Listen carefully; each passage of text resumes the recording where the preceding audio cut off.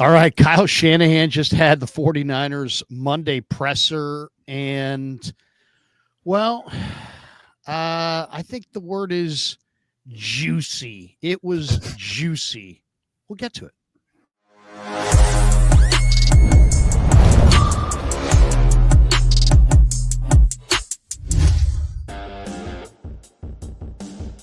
Often running on the Krug Show, and Grant and I have been going back and forth for at least the last couple of weeks. Last week on his channel, this week on over here. Welcome on a Monday.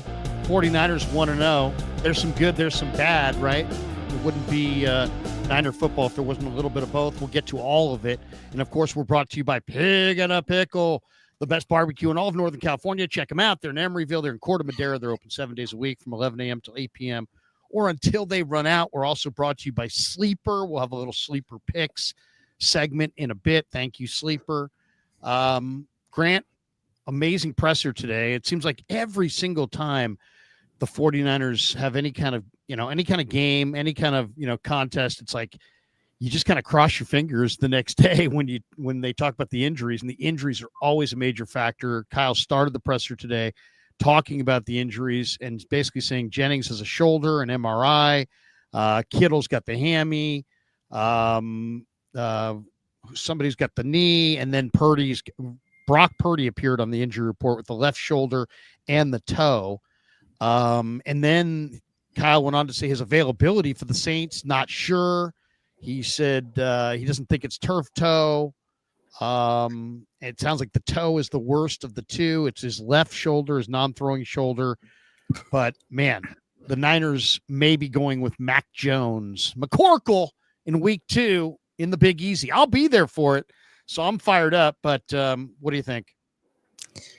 I think he'll probably play Brock. I mean, I saw him after the game. He seemed okay. He was talking. He was walking around. I'm sure it's painful today, but I just can't imagine that he wouldn't play in this game. It kind of feels like last week when the Christian McCaffrey question hovered over everything. Is Christian going to play in this game? And that's going to be the big news this week.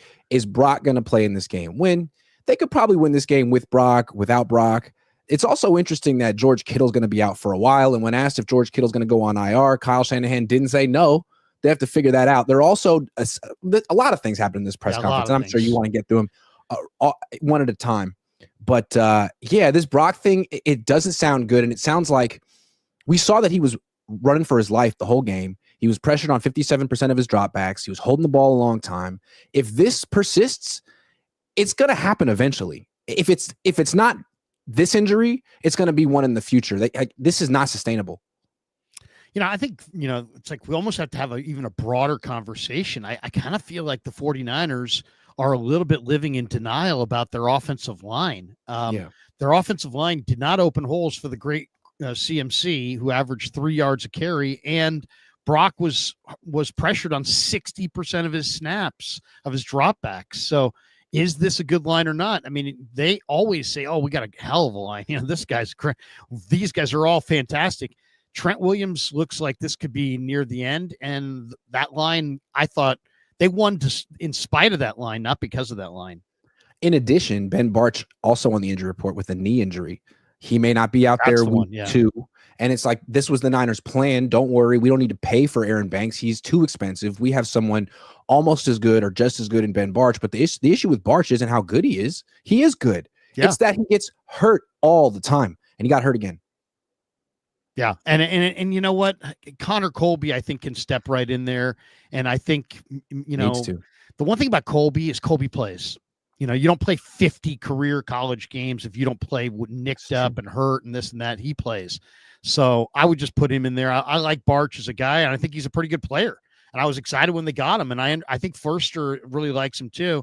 And he sounds like a good teammate. But Colby, I think, is the better bet to play the whole length of the season and not get hurt. Now we'll see. It's a lot of these injuries are pretty random. All right, let's but outside of, before we get to some of the other topics, what did you think? I mean, how would you assess week 1 from Brock Purdy? I mean, I would say it was equal parts spectacular and maddeningly frustrating. if you care about winning, that is. I thought he made some of the best plays I've ever seen him make in this game, and then I feel like I've also saw him make some of the worst plays I've ever seen him make. I mean, he is both ends of the spectrum for me in this first game. I'm trying not to be too negative here because he freaking won, and he's better than Sam Darnold. But I feel like he played a lot like he played last year in the sense that he's got this little bit of Jimmy Garoppolo in him where he throws the ball up for grab. Like it's like YOLO. You only live once. I'll give it a shot. And he's better than Jimmy, and he scrambles, and Jimmy couldn't scramble. But those 2 picks shouldn't have been thrown. Those were just bad decisions. And then his best throws, like the long one down the field to Pearsall and the touchdown to Tonges, were they good throws, or did Tariq Woolen just get lost? I mean, it seems like he will give his receivers a chance, which is nice, but he definitely puts the ball up for grabs 2, 3, 4 times a game. It's a little bit Tony Romo-esque. It's a little troubling, especially when he didn't need to with his defense playing so well. Yeah, he takes some odd high risk gambles, and sometimes on first or second down, and sometimes with no pressure in his face. I mean, that throw, it was a pretty good pocket. I'll say this too. While I've criticized the 49ers offensive line on the double move 45-yarder to Pearsall. I mean, you don't get a double move if the line doesn't give you some time. And on the interception, I thought Brock had some time. I just thought some of his stuff was genius. Like, the blitz where he faced it up and threw in the void to Jennings was a great play. The Paul on the sideline to Pearsall with the defender right in his face. That was really nice. That was really nice. The accuracy on a couple of those balls was just ridiculous. But if Tonges doesn't just make the catch of catches, and if, as you said, it was Tariq Woolen, if Woolen doesn't lose sight of the football, that's 3 picks, a loss, and we're having a totally different story today.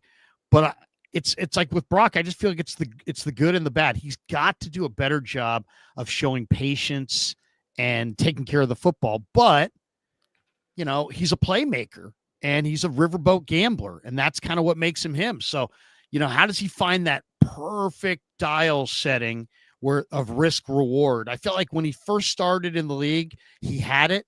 And I feel like his risk reward is a little bit on the risk side and needs to be kind of recalibrated.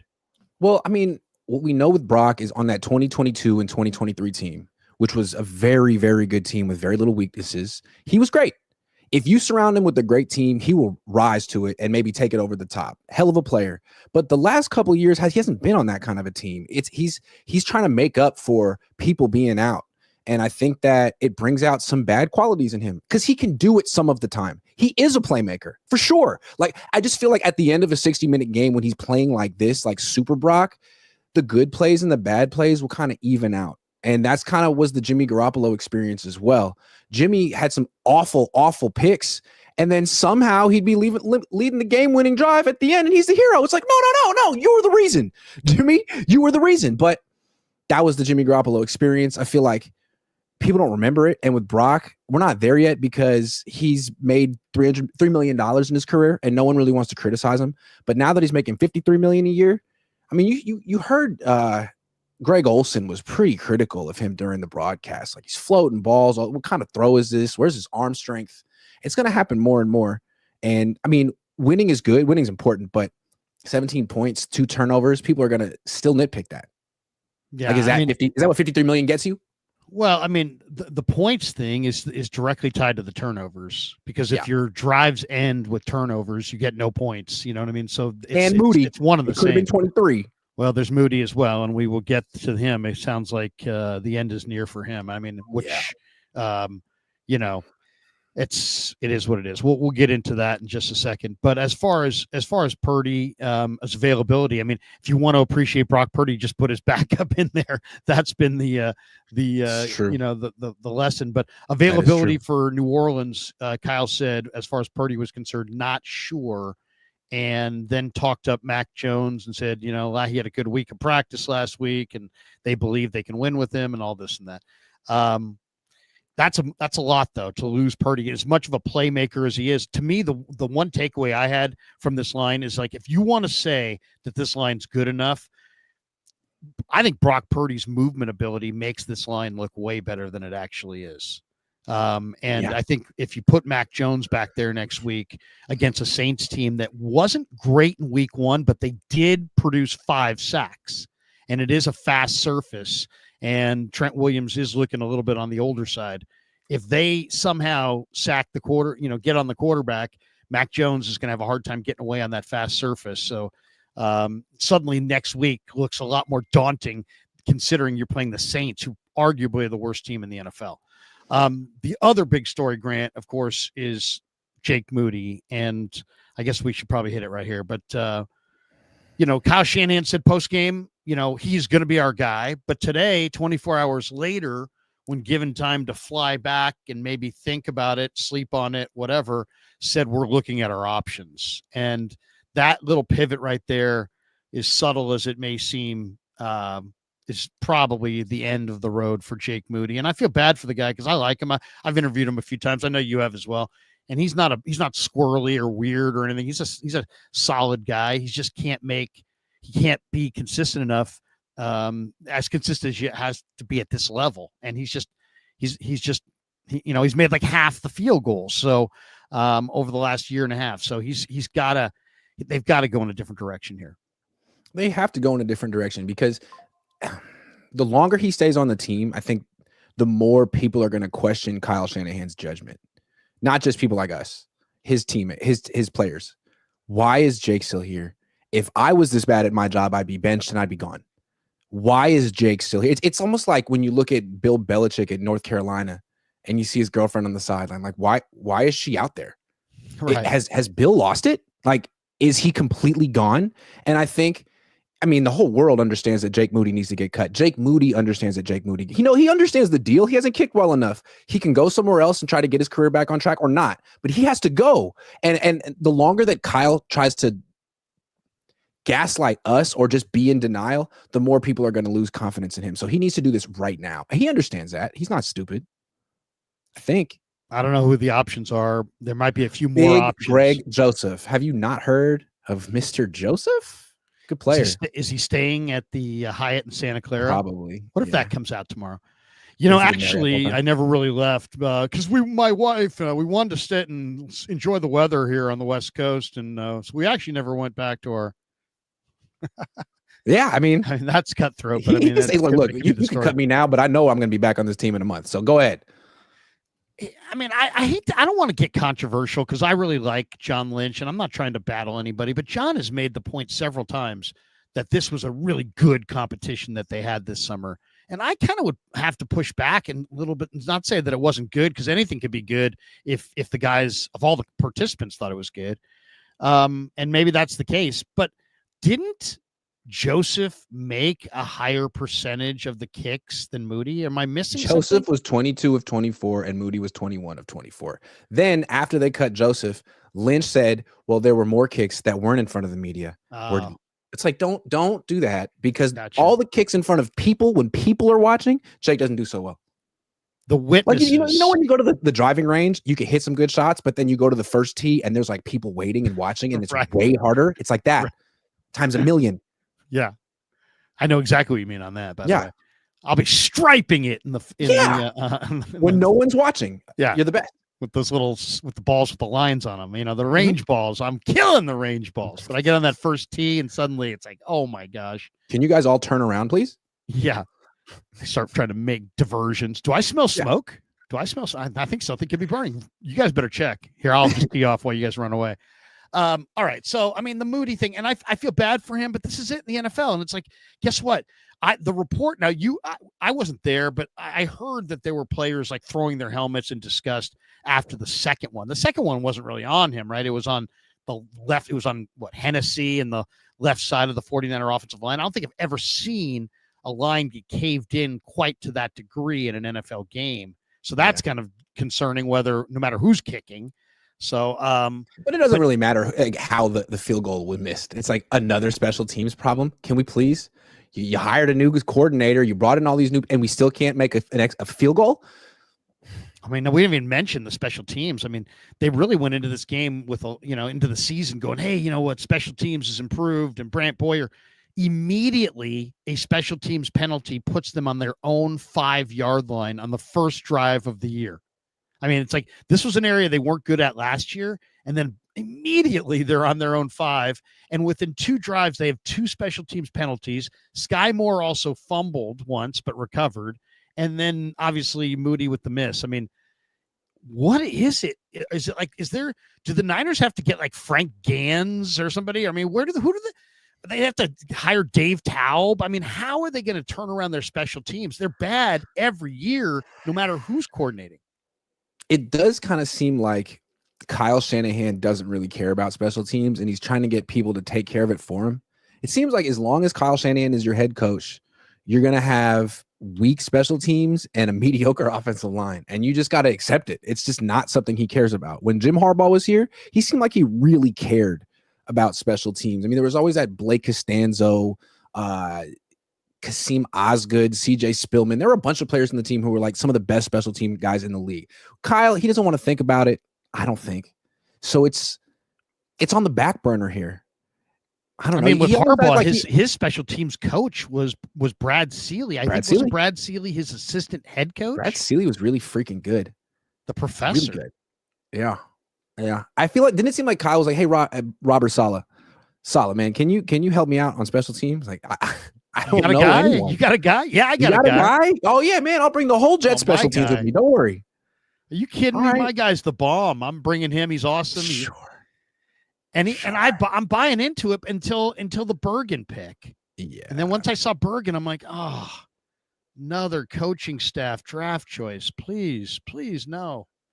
I was at the bar yesterday at Seattle, at the Seattle airport, and I was sitting next to this lady from Missoula, and she said that she's a big fan of Montana football. And I was like, well, do you know about Junior Bergen? And she was like, we love Junior. I was like, well, it's good that you do. We love Junior too. We just wish he was good. Yeah. We think he's a hell of a guy. He's a great practice squad player. He's a really nice kid. But it's like, come on, man, this is the pros. Come on. That was Brant Boyer's contribution. He was so certain about that. The Moody thing, though, Grant. I mean, this seems like this. I mean, I don't necessarily read perfectly at press conferences, everybody's statements, but that sounded like somebody not named Moody will be kicking Sunday in the Superdome. Yeah, man. I mean, I would imagine that players would be upset to see Jake Moody on the field on Wednesday.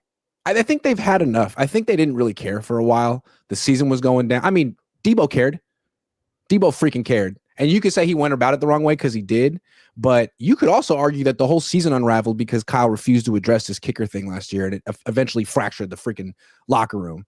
Now, you got rid of Debo, but you kept Jake, and you just got rid of Pepper. Yeah, you got rid of those guys, but you kept Jake, and you were like, well, he was hurt. And like, okay. Well, he lost the competition in training camp. He missed a lot of kicks in preseason. We don't care. As long as he doesn't do it in the regular season, it's fine. He did it in the regular season. It almost cost him a game. Enough's enough. Enough's enough right now. Why have they been so stubborn with Jake? Is it simply the 3rd round pick, or do you think there's some internal, like this is like some measuring stick over personnel acumen or something? What do you make? They drafted Trey Sermon in round 3 and gave up. It doesn't make any sense, right? Like it really doesn't make any sense. They drafted Trey Sermon round 3, gave up quick. They drafted Ty Davis Price round 3, gave up expeditiously. Dante what's Pettis, different about this guy? Jalen Hurd. What's different about this guy? It almost feels like Kyle Shanahan gets in these positions where the whole world is telling him what to do, and he'll dig in. Like he can't go along. He can't be seen as taking someone else's advice. He just can't. Whereas Robert Saleh, I think, can. Like other coaches have enough self-esteem. I don't know what the word is, to be able to say, I don't have to be the source of every idea. But when everyone's saying, man, Kyle's common sense says to do X, he's saying, well, no, you don't understand ball. You don't understand ball. You haven't watched film. You don't. And I think he gets into trouble with that one. You can almost use reverse psychology on the man. I mean, I just at this point, I just don't understand this. The why would you have two standards? A standard for everybody else and a standard for this kicker. And I understand the draft choice, but it's like it's okay. It's okay. You got it wrong. No one bats 1,000. Yeah, nobody bats 1,000. You got Brock Purdy in the last pick of the draft. Yeah, you've lucked out or been fortunate with a number of undrafted free agents. You're 1-0. Your team is pretty good. Like, don't let this be an issue. This is the easiest issue to fix. Just don't dig in. It doesn't. You don't need to dig in on Jake. Now I understand too. I understand why they wanted to, because the fear is that he's going to go somewhere else, figure it out, and become somebody's great kicker for the next 10 years. But guess what? I don't think it's going to happen. We all need to take that chance right now.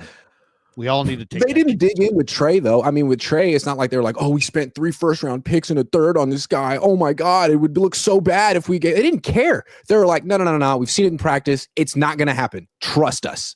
And they moved on. We've seen more than enough with Jake Moody. It's not going to happen.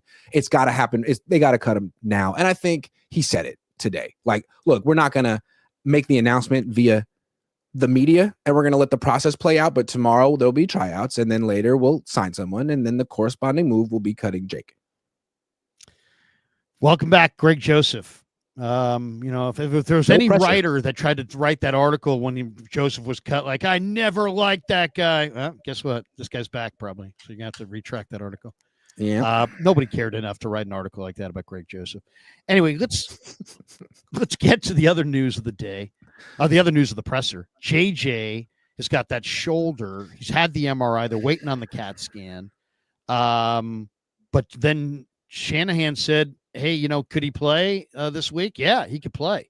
So I don't know if that's going to change between now and Sunday, but who's more likely to play and play well this week? Kendrick Bourne, who was just signed today for 1 year, $5 million, or JJ with the shoulder? I don't understand this. Kyle says one bizarre thing in press conference. JJ has a shoulder injury. He had an MRI. You're waiting on a CAT scan and he might play this week, but you gave $5 million to Kendrick Bourne. Okay. That definitely adds up. Or sure. If people are not adding that up, that's $3 million less than what Keenan Allen got, I believe. So that would have been kind of nice. $5 million to Jordan Mason, but you gave it to Kendrick Bourne post ACL at 30 years old, week 2. Sure. Nothing wrong with JJ. He'll be fine. Now, here's the thing. I saw him after the game. He looked fine. But, I mean, it's possible he did what Ricky Pearsall did, where he's like blocking and then something kind of pops and feels bad and it's like gets subluxation.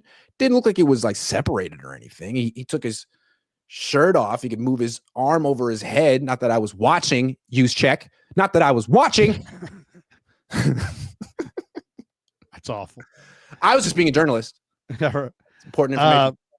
What do you think? I mean, the Bourne thing, is Bourne going to do something, or do you think Bourne is done? Because, I've heard my New England people say, you know what, Bourne after the ACL didn't really bounce back and never really had any juice.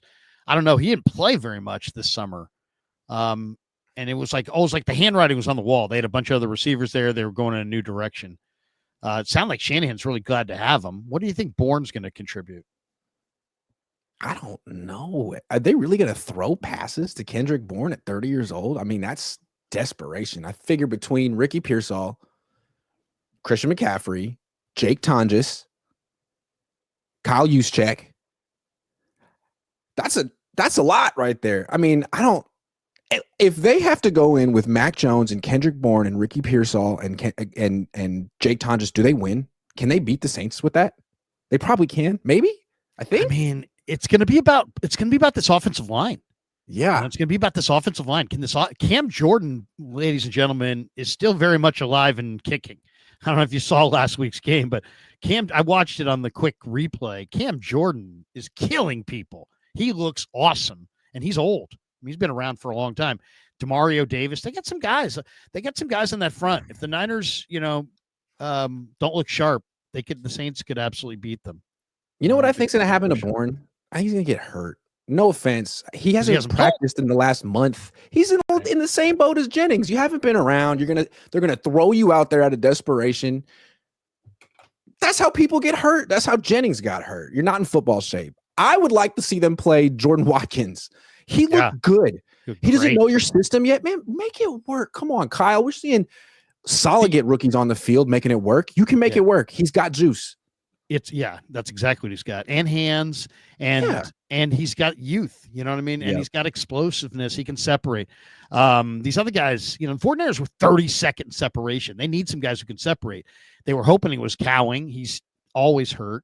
Watkins, I think, is a little bit more durable Cowing, and then he had the injury. So hopefully he gets healthy and gets back out there. I think he's their most dynamic guy for sure. I don't know what they expect out of Bourne or out of Jennings or, $5 million later this year out of Ayuk. Or, it's like the one good thing from the receiving core, though, was that Ricky Pearsall showed that Ricky Pearsall is going to wind up playing like a first-round draft choice. Now, I think the problems, Brock's going to find ways. Brock's going to have to put more juice on some of those passes. Yeah. He can't just throw these. There were the beautiful anticipation on the post in the first drive was beautiful, but a really good center fielder, a Kyle Hamilton in a playoff game or a Super Bowl is going to pick that off for fun.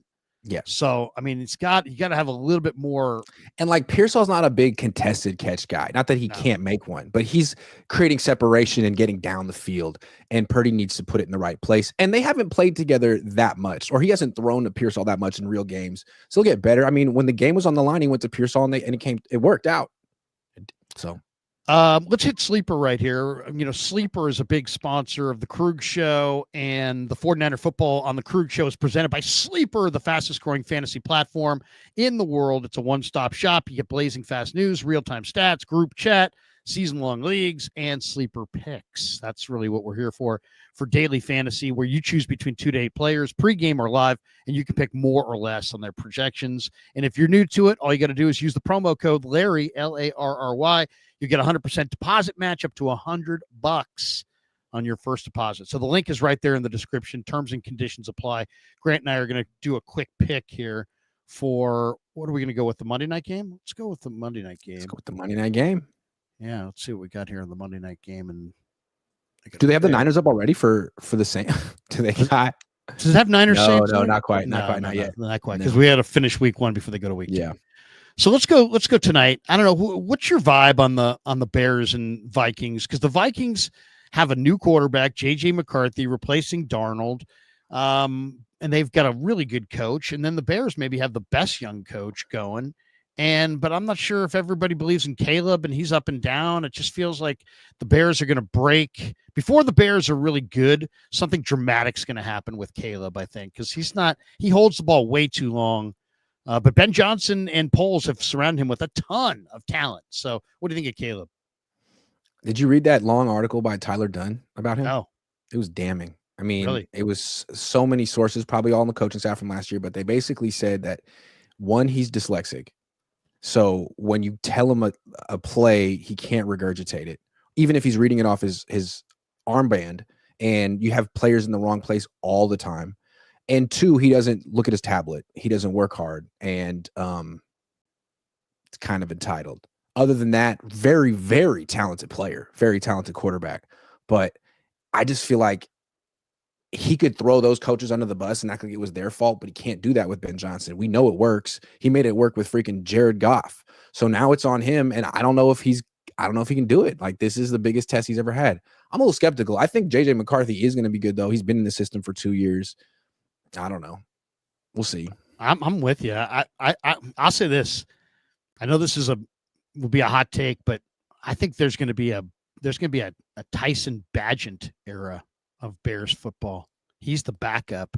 Yeah. Because Ben Johnson's not going to wait around if Caleb holds the ball as long as he held it last year. He held it way, way long. And what it does is it kills your offensive linemen. They're never going to make the Pro Bowl because you're sacked 68 times.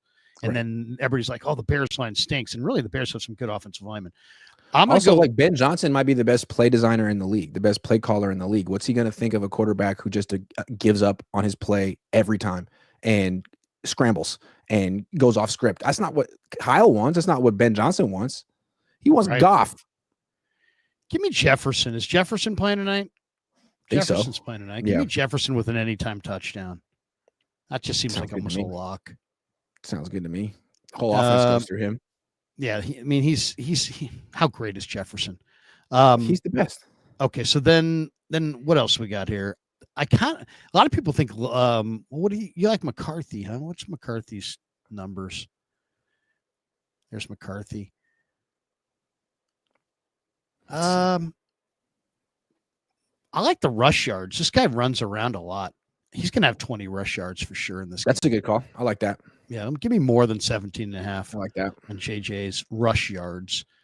And then is there any these weapons it's hard to gauge because the Bears have a lot of guys. I don't like the Bears because you don't know how Ben Johnson's going to use any of these guys. I feel like the Vikings are a little bit more predictable. But give me a flyer. Give me who do you got? Jordan Mason. Yeah, give me a Jordan Mason. I like that. What's the numbers on Jordan Mason? Let's find a Jordan Mason one. Okay. This would be fun to watch. 42.5 rushing yards. I think he'll have more than that. I think he's going to get. I like that too. 10 carries. So that'll put him right around there. And you know what? He's happy. He's happy. And that's all that kid had some unhappiness here. He was just unhappy. It was a bad fit.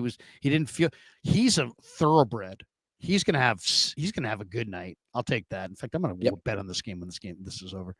And then give me Luther Burden. What does Luther Burden have? I just got a flyer on Luther Burden. Yeah, this guy is damn good. I loved him in college. This guy's going to be really good. 2 catches against Miami. What is it? That's an anytime touchdown. Oh my gosh, that's a little bit too rich. That might be a little too rich. Is there any yardage on Luther Burden? I don't know. No, that's it. Anytime touchdown. Okay. I'm telling people are scared with the Bears because you just don't. There's a big question mark. No idea what that's going to look like. You know who looked terrible without the Lions? My God, Ben Johnson. Dan Kittle's going to get so exposed this year. Let's go DeAndre Swift, 74.5 rushing yards less. I like it. He's not that good. He's not that good. No. Ben Johnson already got rid of him once. Do you remember Lenore's night hit on him in the playoffs? Yes. In Philly? I was surprised Lenore didn't say that was his favorite play of all time. It's like, dude, you put DeAndre Swift on his can, and that wasn't it. So there you go, everybody. That's our sleeper lineup. What can we win? We can win it's a $5 wager. All right. So what do we got here? $5 to win. 61. 61. Whew. There you go. You're splitting that with me if we win it. I'll do. There you go. We'll go out to dinner in Montclair. I went there for lunch today, by the way. Put it in my head. Yeah. The taqueria is the best spot. Big thanks to Sleeper, by the way. Remember, use the code Larry for 100% deposit match up to $100. The link's right in the description. Terms apply. Help support the show. And of course, gets you rolling on the #1 sports app. Sleeper. Thanks to Sleeper for being a proud sponsor of the Krug Show. All right. A few other things I want to get to. Nick Bosa looked amazing, but Bryce Huff did hardly anything, or at least didn't make a lot of noise. While those guys are interesting, maybe the most interesting defensive lineman is Mickael Williams, the first-round draft choice, who, Kyle said it in the presser. He's like, hey, man, that we used him on 5-man fronts, 4-man fronts. I think you asked the question. You were trying to lead him to, hey, he was good against the run, right? But he wouldn't necessarily bite, which – kind of makes me think that I got to watch the all 22 and take a deep dive myself. All I do know is that the highlights that other people have gathered don't look good, and the stats were non-existent. What was your takeaway from Mickael Williams' first game? If that's what he looks like in a year or two, it'd be really bad. You can't take that in round 1. But given the fact that he missed the preseason and he had the hyperextension and he was in and out all offseason, I thought it was a promising, maybe that's too much. It was a solid first game. Nick Martin's first preseason game was horrendous, and then the next week he looked like a different person. So I don't think we should overreact too much. What Kyle said, he did his job, which I think is fair. He was never a liability. He didn't get pushed around. He was good against the run. Did he make any plays? No. Does he need to make plays eventually? Yes. But the defense was really good, and he was part of that. I think for a long time, the Niners have had pass rushers who have sort of like abandoned their pass rush lanes or rushed past the quarterback and opened up scramble lanes. The Niners did a great job of not doing that. Darnold scrambled a lot last year. He didn't scramble one time. I think if you could just keep quarterbacks in the pocket between Bosa and Saleh, they could figure out the pass rush. And with the game on the line, they kept Darnold in the pocket, and Bosa finished it. I feel like that's a winning formula. They don't necessarily need Mickael Williams to be Alden Smith, but they do need him to be better than he was. I think it's a solid start for him. You know, I mean, Coach as advertised. Right. I was looking just at the Coach Yak conglomeration of lowlights, and he had him circled, and he was getting beat pretty good. But I mean, the knock on this guy was that he didn't have like a well-developed rush plan. So, I mean, my expectations are not very high as far as right away. I think this is a guy that has the body and has the mind and is willing, and he's a raw player that needs to be coached up by Kasarik. And I don't think you're going to really see the best of Mickael for a year or two. I mean, I'm trying to give him a little bit of a pass. He didn't get a whole lot done. I'll say this: Shamar Stewart, go look at him. Go look at what he did in week 1 against the Browns and tell me that the Niners got the right guy. I don't know. I'm a Niner fan through and through, and I'm hoping that Mickael Williams becomes great. But Shamar Stewart was pretty amazing in this first week, and Mickael, I just didn't see him do much. Now, the other interesting thing was that CJ West and Alfred Collins Grant combined for 16 total snaps. So that's also kind of interesting in its own right. I got to say, that is a surprise to me. I know they're rookies. I know it's week 1. I know they have a lot to learn, technique, rich position, all of it. 16 combined snaps for your 4th and 2nd round draft choice on a remade defense. A little surprised by that. Yeah, I mean, see that. To me, the guy to be worried about is Alfred Collins. I don't know that he can play right now. Maybe he could play in the future. I mean, Mickael Williams did play, and he held his own. If you know his draft status, you're underwhelmed, but he held his own. Alfred Collins isn't going to be holding his own anytime soon, and I think they need to get CJ West the hell in there. I think that even sometimes Robert Saleh can fall victim to the roster politics stuff, because I think on this team, the coaches have more of a say in drafting than others. So if you're immediately benching the guy you wanted in round 2, it's almost like you're firing yourself or putting yourself on notice. So he's gonna play Alfred Collins as much or more than CJ West, when really like CJ West is better. CJ West looks good, and thank goodness that Kalia Davis looks pretty good. Kalia Davis looks good. Jordan Elliott is a solid NFL player, but Kalia looks like he might be an above average NFL player. That's thank goodness for that. And then you got Sam Okwanu, who's a solid player too. He had a great week. Sam Okwanu had a really great week. He was the highest graded PFF guy. So you just never quite know. I mean, who's going to fire, who's not, who's going to show up, who's not. And when you go with this many rookies up front, there's a lot of unknowns. I thought one of the main positives of this game, Grant, was Robert Saleh. And I know it's easy to be like, well, Robert Saleh, they won the game. But you know what? They didn't give up any explosives. They gave up no explosives in the run game. That Seattle team was averaging 5.5 yards a carry all throughout the preseason in all 3 games. And the Niners stood up to it and shut those guys down. They totally took away Kenneth Walker. He was awful. Charbonnet gashed him a little bit, but Walker they stuffed. Didn't give up any explosives in the run game. The longest run was 8 yards. So when you limit explosives in the NFL, that's a great way to win right there. Yeah. The defense was great. I just don't know, is it a top 10 defense, or is the Seahawks offense bad? Yeah. Their offensive line their running backs one of their running backs is good. One of their wide receivers is good. What the hell else do they have on offense? Cooper Kupp, they gave him a 3-year deal, Larry. I know. What was that? You look bad. I thought, a lot of people, it's funny too. Niner Twitter during the game was roasting Upton Stout. People were like, they need to get rid of Stout. They need to bench Stout for Chase Lucas. And I'm like, dude, you got to remember what Stout was asked to do. He was asked to play maybe the best slot receiver of Zara, and then play the run game of a team that was running it really well. I liked what I saw from him, and when on the rewatch, I liked it even more. So I was happy when Shanahan said that he kind of liked what he saw from Stout, because I thought Stout played a hell of a game. I mean, he had a tough task in week 1. He did get burned once, but so did Renardo Green. And I thought that he got burned early, and rallied and was really competing with a very good slot receiver. And it is interesting because I think Chase Lucas actually is a good player, and that puts pressure on Upton Stout to play well, because if he doesn't, they have a good backup for him. But I thought this is another guy like Mickael Williams, missed the entire preseason. He wasn't going to be perfect right away. He got burned the one time, didn't get burned the second time. It's a really good debut for a rookie. Yeah, I think. No, go ahead. I know. I'm just saying. I mean, I'm not saying he's like 80 PFF grade, but first game for a rookie who missed preseason, promising. And he did miss the preseason. I got to give him that. He missed the preseason.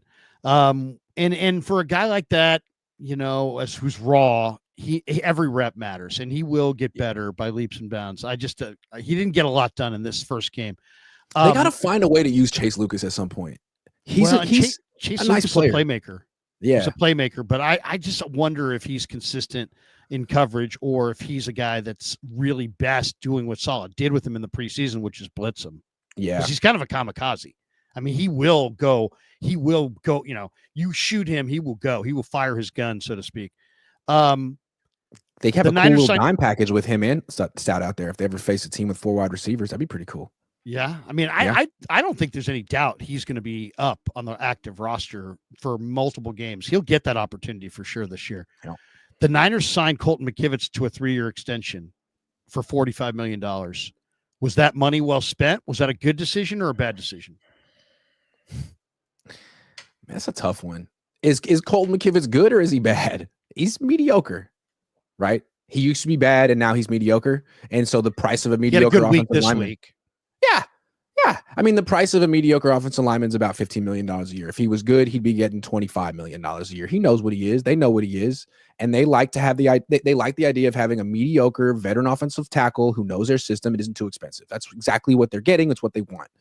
Great. That's fine. I understand. It'd be cool if you would go draft an offensive tackle, but it seems like the Niners aren't ever going to ever do that again.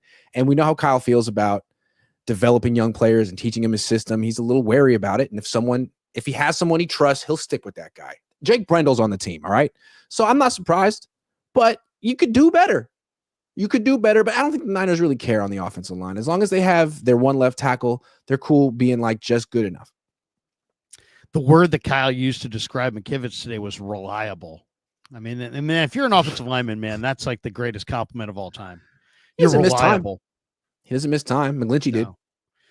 He's actually been as far as when you factor in the money as well, he's a great bargain, right? He's probably better than McGlinchey, and he's probably a little bit more consistent than McGlinchey, and he's way cheaper.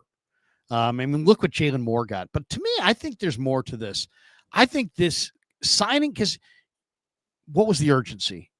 You couldn't have done this deal with him in March. I think you probably could have, but you get it done now because you get a good price, right? You get the same price that Jalen Moore got, and Jalen Moore's not even playing for Kansas City.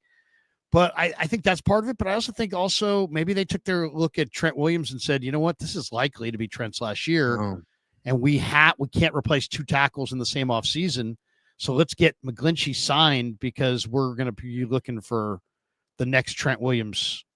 I got a theory, and it's probably wrong, but let's say the Niners had this offer on the table for McKivitz for a while, and this offer on the table for Jennings for a while, and neither one really wanted to take it because they thought they could get more like $20 million a year in free agency next year if they make it. Jennings took the incentive so he could hit free agency, but then got hurt, and McKivitz saw that and was like, "All right, I'll take the extension. I don't want to get hurt."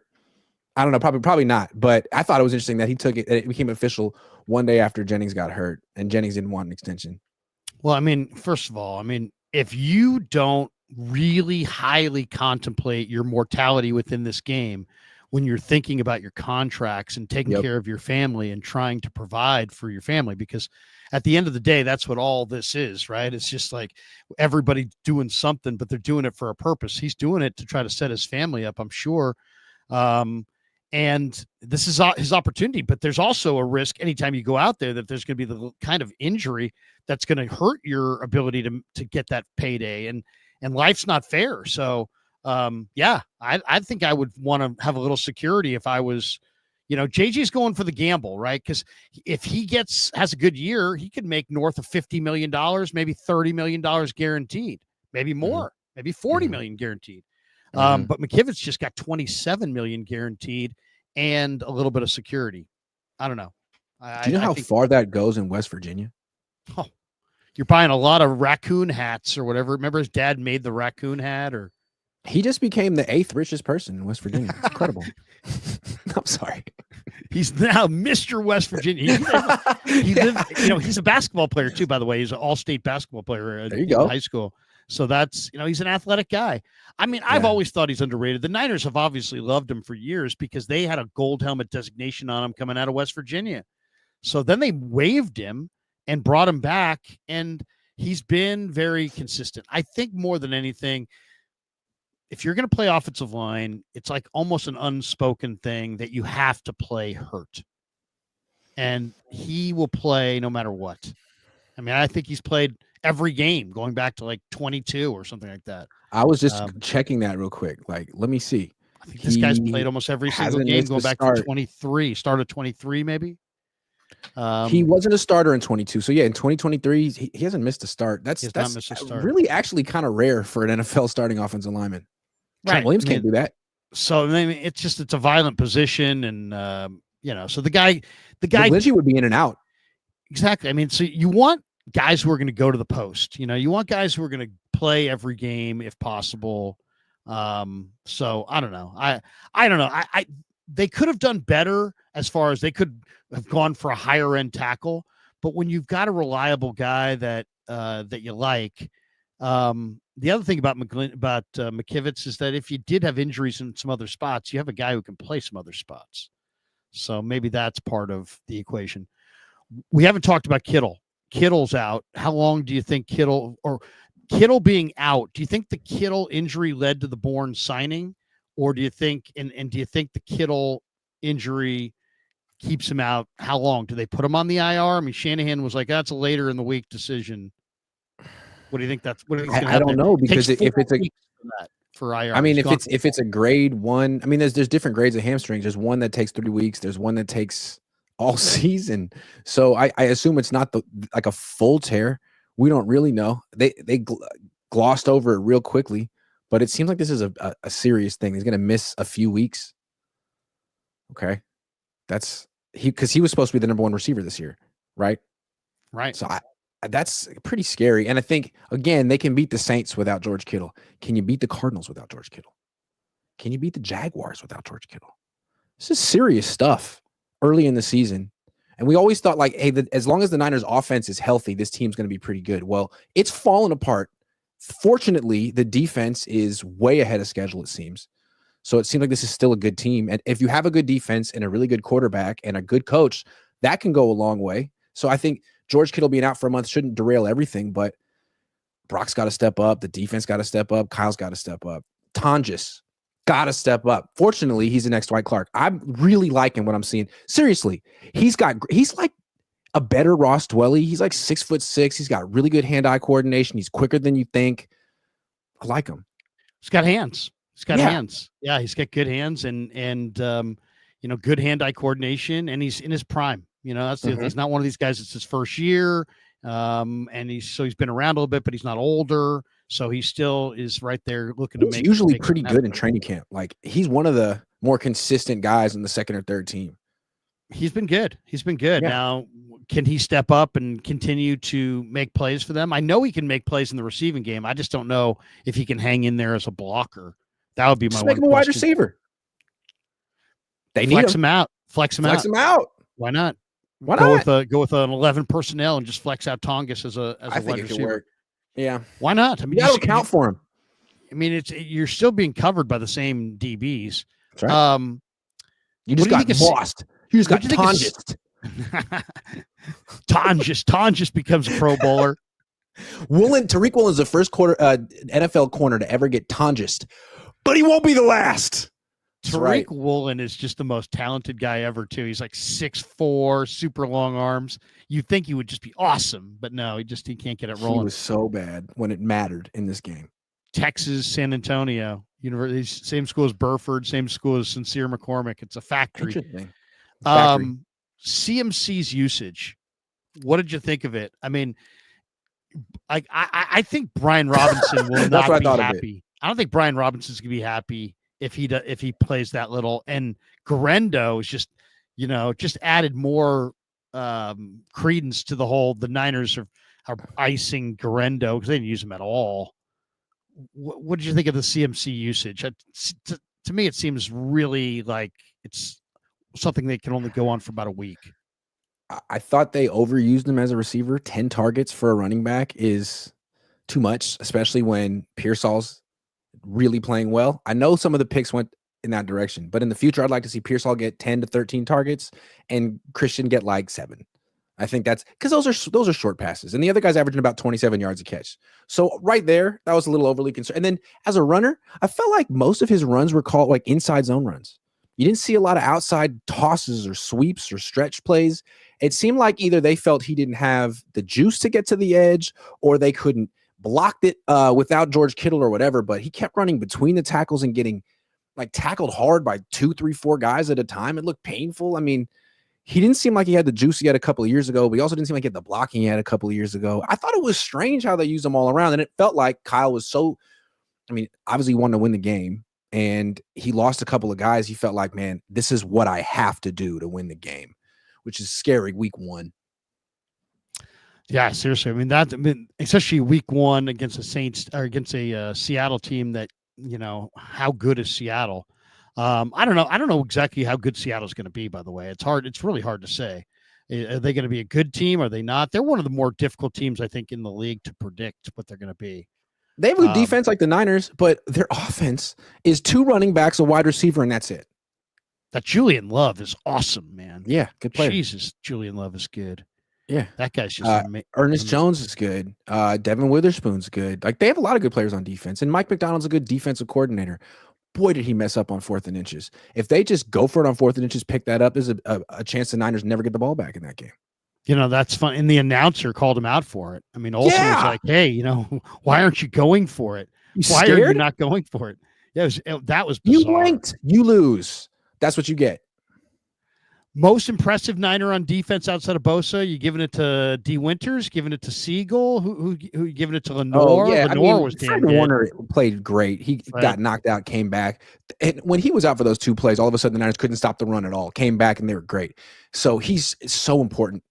He's Robert Saleh on the field. But yeah, D. Winters, that's the best I've ever seen him play. And it makes you wonder, what would this defense have looked like last year if Nick Sorensen had the license or the brain power to put D. Winters on the field 100% of the time? Would have been interesting. I know. Let's hit some supers, and then I got one last thing, and then we'll jump out of here. Ernberg in the house. Love Ernberg. This is why you don't pay small injury-prone quarterbacks. Love the negativity, Joe. Keep it rolling. I will say, though, I wanted to point out, my point would be, if you're going to pay a small injury-prone running back, a small quarterback, pay for an offensive line. Because in Purdy's last 7 starts, he's gotten hurt 3 times. He got hurt against Seattle last year. He got hurt against Detroit, apparently, because he didn't play Week 18.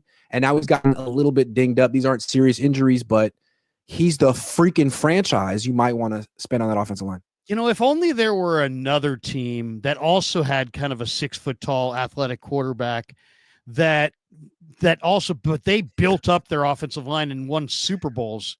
I wish the Niners had a team like that they could see as a template for how to do it. Nah, why do what the Eagles do? Yeah, why they've got Jalen Hurts in the league. Why do that? Yeah, why build your offensive line into a freaking monster when you can have Brock Purdy's good enough if you build a fortress around him and really keep the defensive players off of him, but they just don't do that, and he's running for his life. Right now, he's in his physical prime; he can run, but I don't know how sustainable it is, to be completely honest. 3 injuries in his last 7 starts. This is an issue. It's a organizational issue. I don't think it's a Brock issue. Well, they have to do a better job of protecting him. They have to actually have a sizable investment. I mean, it's like anything else. It's like the same reason the Niners offensive line is bad is the same reason the Giants offense is bad in baseball. The Giants have a philosophy. You can never have enough pitching. The Niners have a philosophy. You can never have enough D-line. Well, guess what? if your philosophy is you can never have enough pitching, your hitting sucks after a while. And guess what? If you can never have enough D-line, never have enough D-line, never have enough D-line, then you, instead of taking Solomon Thomas or Jauan Kinlaw, you take Solomon Thomas and Jauan Kinlaw. Correct. And you don't take Tristan Wirfs, and you don't take an offensive lineman. It's like, come on, they should have taken the guy who's in Kansas City right now, from Ohio State, Simmons at 11, and they took Mickael. I mean, Simmons is going to have a great career in Kansas City. We'll see how that goes. But they have to. Isn't it kind of ironic too, like how the day that they announce Colton McKivitz extension is the day that they announced that Brock Purdy's injured again? It's like, man, you just invested in another mediocre offensive lineman. Nothing against Colton McKivitz. He's cost effective. He's this and that, but he's not great. He's not even particularly good. And that's your guy for the next 3.5 years. Like, at some point, you got to aim higher with these offensive linemen at some point. Or just, overall get, I'm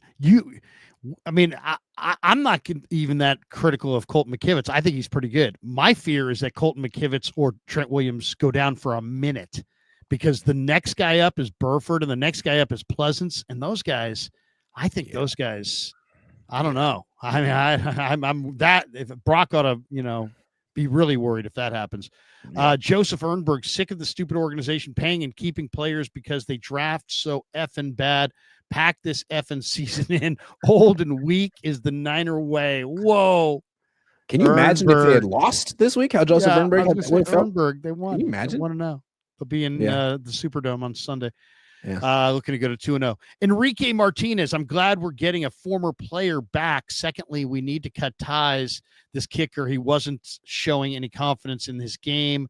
We need a kicker. Enrique, it's your fault that Kyle hasn't cut him yet, because you told him. You have to use a reverse psychology with Kyle. I'm telling you, keep him, Kyle. We all want you to keep Jake Moody.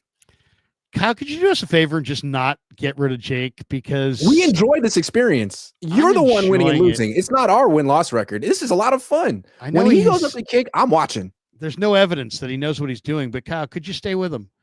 Ernberg, this is where old wash players go to get paid. Oh gosh, look at that hammer. $5 million for Bourne week 2. Like what? What kind of bargaining is that? $5 million? That's a lot. I can play wide receiver. There's a young receiver out there that could be discovered. That's available. Jordan Watkins. Yeah, or other guys. I mean, there's probably a bunch of guys. I mean, I think Tampa Bay cut Raheem Jarrett at the cut down. I thought Raheem Jarrett is out there. The former Maryland receiver, he's significantly better. Let's see. We got this one. Jameson Wang. Thank you, Jameson. Appreciate you. We got this one. Oops, wait. There we go. We got this one from Moises Rosales. Grant Cohn, what's your schedule for these live streams? I usually go live with my dad on Tuesday around 12, unless there's breaking news. We'll move it back. And then on Wednesdays, usually after I get home from work around 5 or 6. And then on Thursday and Friday, I get them in as I can. On Friday, a lot of time I'm traveling. And this Friday, I'm going to New Orleans. When are you going to New Orleans? We're going to New Orleans on Friday. Hey, Friday. When are you coming back? Friday at 2, and we're coming back Tuesday. We're coming back Tuesday because it's so much more expensive to come back on one day, right? Yeah, it's a lot more expensive. Yeah. And also, get that extra day. I don't want to miss anything that I'm, since I'm trying to cover the team, right? So I don't want to miss anything. It seems like their dead day is kind of like Tuesday. Yeah. So I'll do Monday in New Orleans and then go Tuesday. Plus, it gives me an extra a lot of fun. Can't wait. And I like New Orleans. New Orleans is one of my favorite cities in the world. It's so unique, and I only go to these cities on football trips for a couple nights because it's in and out. So I like to go to a good restaurant one night. And New Orleans, I mean, you can't beat it. And by the way, shout out to Claudaddy Arcades for the trip. Claudaddy Arcades is one of our fantastic sponsors, and he's a great follow on Instagram at Claw_Daddy_Arcades to find a location near you. And he's got brand new locations in Capitola Mall and Visalia Mall recently opening. And so we're big fans of Claudaddy Arcades, and he is actually paying for Kev and I to make this trek across the country. So Claudaddy Arcades, he's the man. And check him out. Yeah, that is going to be huge. Okay, we got Moises Rosales in the house, and Moises says, LK, who you consider most reputable Niners reporter? Ooh, that's a tough one. I'm going to go with Barrows. I think, I mean, there's a lot of good ones. I mean, I think Grant's reputable. I think Mayoko's reputable. I think there's a number of reputable people, but, I'm a Barrows man myself. I just like somehow, he just gets, some Barrows is better, excellent. He's some good better he's a info. very good writer. He's been on the beat for 20 something years. I think Eric Branch has really stepped up his game. Not that he wasn't good before, but he's really often asking the best question in press conferences recently, Branch. And then Wagner's He'll good. also he'll drop a be good at the end of a presser, I like better than that. almost anybody. Hey, be Also, good. Josh everybody. Dubow Be is good. very underrated. Josh Dubow is very underrated. The AP Yeah, always is a solid he's so person. good. Yeah. Yeah. It's personal preference though. Yeah. I do like Barrows. Moises Rosales, fantasy football. Would you start Hollywood Brown over Ridley? Ooh, Hollywood Brown didn't Hollywood Brown already play this week? He sucks. Oh, you saying next week in week 2? I think he's awful. He can't catch the ball. We've been waiting for him to break out for 8 years. What is he, 30 now? Like, when is he going to be good? He was good in college. Ridley is, to me, anytime you have the designation of a team's number one receiver, go with the number one receiver. Yeah. He's just going to get more targets. So I'd go with Ridley. Yeah. I'm old Greg. How would you guys feel on a young ho Moody swap? Greg Joseph is the best kicker of all time. Unnecessary. They got Greg in their back pocket. JC Mania, is Colton considered an upgrade over McGlinchey? I would say so. I think he's an upgrade. I think so. I mean, yeah, I think so.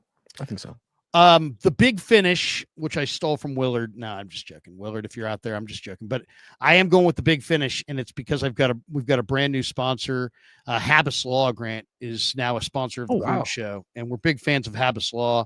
Omar and Tarek Habbas, great guys. They just paid for a bunch of pet adoptions at the Humane Society over the weekend. They're just really, really good guys, and they're rooted here in the community, and they're outstanding attorneys. So we should tell people, if you need someone in your corner, call the firm. Insurance companies are hoping that you would never call, and that's Habbas Law.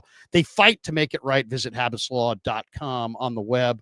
But Omar and Tarek are great. I don't know if you know this, but my deceased father was an attorney, worked for the San Francisco City Attorney's Office for 40 years. My brother is an attorney and now a judge up in Sacramento, and my sister's an attorney. Oh, wow. So it was tough. So you're the black sheep. Well, it's like my dad used to say to me, of all my kids, you're going to be the best trial attorney. And I used to say, what do you mean, Dad? And I said, later on in high school, he told me it's because I was argumentative. Oh, well, there you go. So there you go. So there you go. But thanks to Habbas Law, 1-800-INJURED. They'll fight to make it right. Last question before we get out of here. What do you think week 1, if I say to you week 1 in the NFL, what is the team that you said, you know what? They were the most impressive team. And was it Buffalo coming back against Baltimore? Was it the Chargers who beat the Chiefs for the first time in like 4 or 5 years? Herbert looked great. Was it the Packers who totally shut down Detroit? Was it Philly that beat Dallas despite Jalen Carter getting ejected and A.J. Brown doing really nothing? Who would you say was the most, or maybe somebody else? I'm not thinking of the Rams. I know defensively kind of shut down the Texans. Who's the most impressive team to you after week 1? In the AFC, maybe the Chargers, because the way they used Justin Herbert last year was just disgraceful. I mean, no disrespect to Jim Harbaugh, but you treated him like he was Alex Smith. And if that's the way they're going to use Justin Herbert from now on, I'm all in with that team. That's a team that could go to the Super Bowl. Justin Herbert is probably in that elite class with the other top 4 quarterbacks. He might be the 5th best quarterback in the league or better. And they just need a play caller who embraces that. And it seems like Greg Roman did in this game against a really good defense, and Justin Herbert was at least as good as Patrick Mahomes. So the Chargers, we know they had a really good defense. They have that impressive young running back, Omarion Hampton. They're interesting. And then the Packers, they dismantled the lines. Like, they looked like the team that we expect them to be on offense and defense. Jordan Love was really good. Michael Parsons is good. That team looks like a complete team, those two. I think the team that might be in for a rude awakening is Detroit, because, you got rid of Zeitler, the guard, who's kind of a tough ass. And then they got rid of Ragnow. He retired and he was awesome. And Goff is really good if you can keep him upright, but he's going to be running for his life. Also, Goff's only played well for Ben Johnson and Sean McVay, two of the best play callers in the league. Now you give him Johnny Morton. It's not going to look good. It didn't look good in week 1 because he's not that good. No, he needs the advantage of Ben Johnson. Mm-hmm. There's no question about it. All right, one more super, and then we'll bolt for the door. We get this one from Chris Jackson. He says the O-line issue is going to keep rearing its head more and more. Brendel is terrible, and instead of O-line help or a new kicker, we get a wide receiver. Well, you know what? We'll see. I mean, everybody wants to win. We'll see how badly. It's so hard to find an offensive lineman. The Niners just gave Colton McKivitz $15 million a year for being alive. Yeah, it's really hard. It's really hard. It's also really hard to stream for more than an hour, and I'm at that point, so I need to really rest. That's the truth. I mean, it's just also, we got football in like 5 minutes. We got football in 5 minutes. I got to get my wager in. That's what's most important. Grant, good to see you. Thanks to our sponsors. Links are in the description. Everybody, peace. Have a great night. Yeah, never met a man I've been scared of. Careful, you won't get exactly